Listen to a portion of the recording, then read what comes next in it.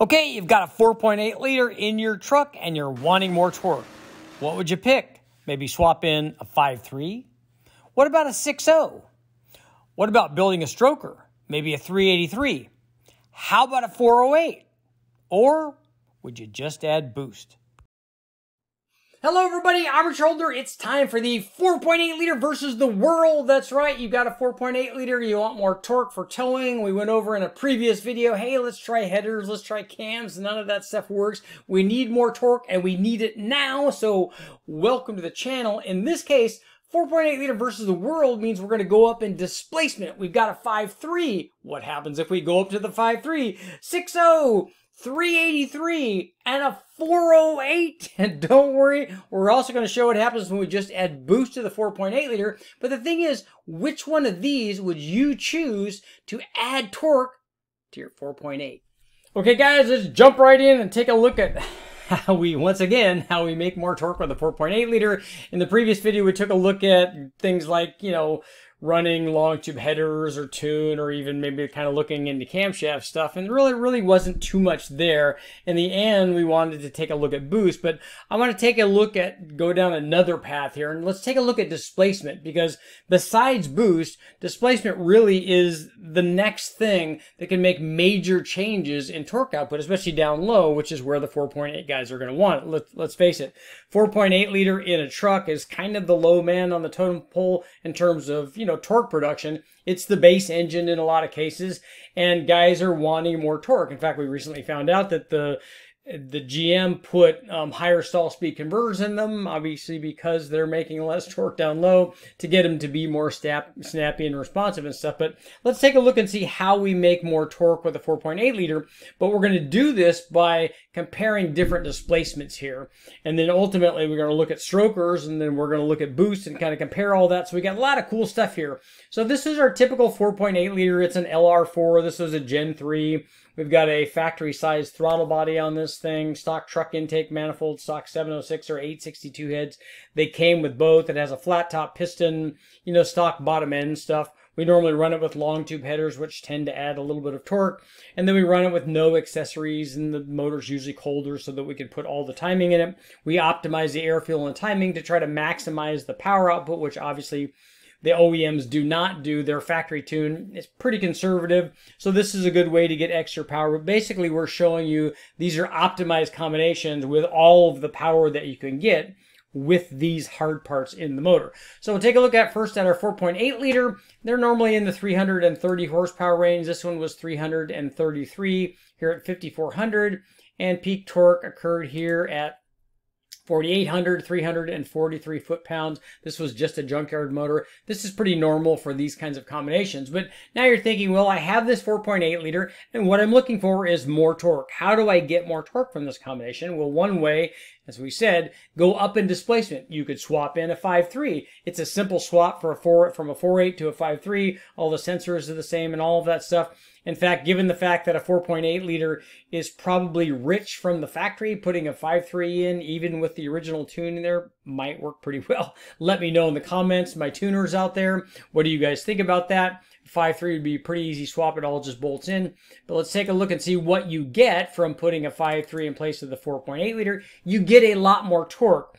If we take a look at torque production, like we're going to pick a number at 3,200 RPM because that's where I have numbers for all of these different combinations.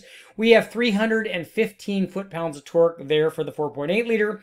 When we step up to the 5.3 liter, that number jumps up to 359 foot-pounds of torque. So we got a good gain in torque going to the 5.3, and as you can see from the curves, we've gained power basically everywhere, all the way through the curve, unless we get all the way out past 6,000 RPM and the two tend to merge. They run the same heads, cam, and intake manifold on the 4.8 and the 5.3.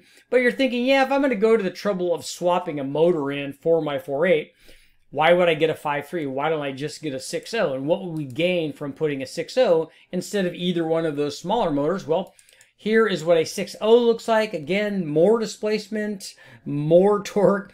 At our 3,200 RPM number, we've gone from 315 to with the 4.8 to 359 with the 5.3, and then finally to 418 foot-pounds of torque with our 6.0. So we're over 400 foot-pounds of torque there, and we've gained essentially 100 foot-pounds of torque going from the 4.8 to the 6.0. It also should be pointed out, doing that, your mileage obviously is going to be not nearly as good with the 6.0 when you're just doing steady state cruising as it is with the 4.8 liter. But the nice thing is you'll be able to tow trailers and do pull long grades and that kind of thing with the 6.0, because you're going to have an extra 100 foot-pounds of torque in the area where you're using it for towing. But now let's take a look at what happens when we go to some stroker applications and ultimately how they might compare to just adding boost. Okay, we're taking a look at our 4.8 versus a 5.3 and the 6.0. Now let's take a look and see what happens when we add a stroker combination. So the most obvious one for a guy that owns a 4.8 liter, or in this case the 5.3 since they share the same block, would be a 383 stroker. That would kind of be a natural combination. Now when you build a 383 stroker, it's going to take a fair bit of money to get all of the components right, especially to make the kind of power for the one that I'm going to show you. That took a 383, flat top pistons, ported heads, total engine airflow. These are ported 53706 heads that were done their stage 2 or stage 2.5 program with. A 230-ish camshaft. This one was run with a factory truck intake manifold. We also ran it with a fast manifold and did lots of stuff to it. But it's not a cheap date, but here's what happened when we put a 383 stroker on. Makes a lot of power, up near 540 horsepower. But most importantly, for what we're looking at in the torque production, we went 315 on the 4.8, 359 on the 5.3, 418 on the 6.0, and 454 foot-pounds on the 383. So we've stepped up quite a bit from 315 with the 4.8 liter all the way up to 454. So we are 140 foot-pounds up from where we were. So good combination, even though that particular 383 is not the one that I would put together to try to enhance torque production down in this lower RPM. It actually had a much bigger camshaft than what we were talking about. But now let's see what happens. Okay, we've got all of these different displacements. We even have a 383 stroker, which would be the natural choice for a guy, like I said, having a 4.8 or even a 5.3 block. That's the combination that he would build. But what happens if we just take our stock 4.8 with the stock camshaft and the stock heads, and hopefully you put ring gap in it? You're going to have to put bigger injectors in it, but you're going to have to run different size injectors, obviously, if you put a stroker together and making that kind of power. But what happens if we just put a turbo on this combination? We're going to take a look. Here's what happens when we put a turbo on. I'm going to get rid of some of these other ones. So let's get rid of our 6 liter. Let's get rid of our 5.3 liter. We can keep our 4.8 down there because it's kind of out of the way. And I'm going to move myself over just a little bit here so we can see a little bit better. But what we have is, I'm going to go ahead and label these. Just adding a turbo and running it at 7 pounds. It had a peak of 7.4. Actually down where we're talking about in the torque area at 3,200, this thing was only making 6.3 pounds. This was with the GT45 intake manifold. It had an air-to-water intercooler. We were running a mixture of pump gas and race gas on this, just so that we could run enough timing in this thing. But it made more power even running our 7-pound boost range, 6 to 7 pounds. Made more power than the 383 stroker did, all the way up to 5,500, and you can see our cammed and cylinder-headed 383 made more peak power out on the top end. But this goes to show you that if we just take a 4.8 liter with all of the stock components, and you just add even 6 to 7 pounds of boost to it, you can do what a 5.3, a 6.0, or even in this case, what a 383 stroker does in terms of torque production. It made more peak torque, not quite as much peak power.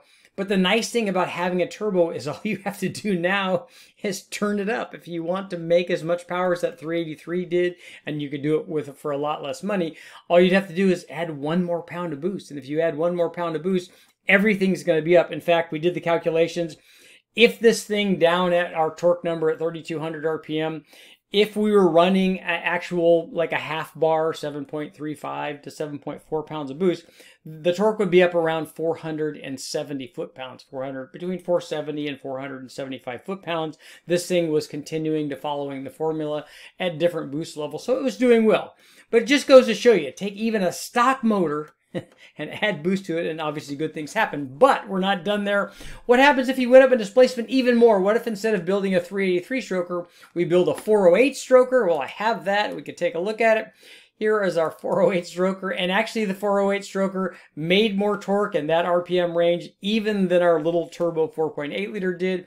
It made 500 foot-pounds of torque compared to 459 for our turbo 4.8 liter. So the key obviously is more and more displacement. That particular 408 had everything on it. It had sort of airflow research 245 heads, which were good. Maybe not what we would choose if we were only looking for torque, but they did very well. We had a fast manifold on it. We did have a small camshaft in it. In this case, we had run a bunch of other cams. In fact, this thing made 625 or 630 with the right camshaft in it, and all we did was change the cam. But this was like a little 206 degree duration split cam, or 206 degree intake duration camshaft. So it was very, very small, but the good thing is it made lots of torque, even though it had a pretty big, good sized airflow research 245 head on it. Now all we have to do obviously is add boost to that. But I want to take one final look at, let's get rid of that. Get rid of our 408 stroker. We're going to get rid of our 383. And then we're going to see what happens when we add a camshaft again, like we did before. So if we add a camshaft to our 4.8 liter stroker, it's 650 horsepower at the same roughly 7 pounds of boost. We did lose a little bit of torque down in our 3200 RPM area, but quite honestly, I think this is the combination that I would use. A small Truck Norris cam. This one was the Brian Tooley Racing Stage 1 turbo cam. I would use something smaller than that so we don't lose any torque down low, at least at 3200 RPM, and we gain like 100 to 120 horsepower up top without changing the boost. That's probably the combination that I would do, even though the 408 had lots and lots of torque. Which one would you guys choose? Please let me know in the comments. But I'm Richard Holder. Please make sure to like, share, subscribe, ring the bell, do all that stuff. We're having more fun with displacement and boost.